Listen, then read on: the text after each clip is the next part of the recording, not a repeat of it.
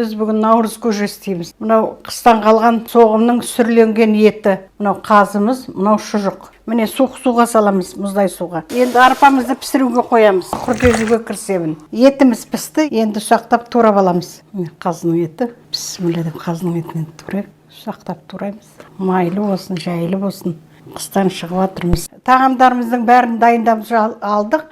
Етімізді пісірдік, сорпасын құйдық. Құртымызды езіп алдық.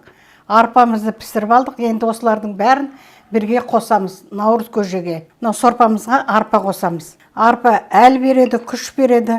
Әр жерде әртүрлі салады. Кейбіреулер арпа салады, кейбіреулер жүгері салады, кейбіреулер күріш салады. Бұрын мен күрішпен істейтінді.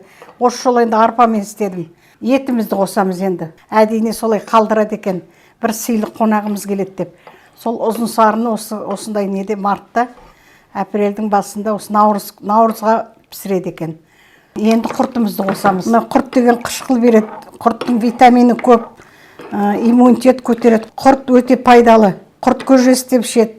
Кейбіреулер осылай наурыз көжеге құртты салу керек. Кей жерде айран құяды. Мен айран емес, сүт құямын. Мінекей, ақ мол болсын, тоқшылық болсын, әрқашанда жолымыз болсын, жолымыз ақ болсын деп мінекей мен сүт құямын. Жылытқан кезде айран құйсам іріп кетеді сразу. Сондықтан мен сүт құямын. Міне майды шамалы сарамыз. Өзде жылқының сорпасы, өзде майлы. Ырымын жасап, кентай қасықпен бір қасық май салдым. Енді наурыз көжемізді көрейік. Бисмиллахиррахманиррахим.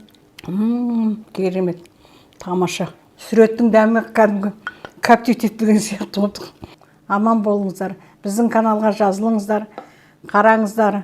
Наурыздан наурызға аман сау жүре берейік. Өте әдемі, дәмді болыпты, тамаша болыпты, күшті.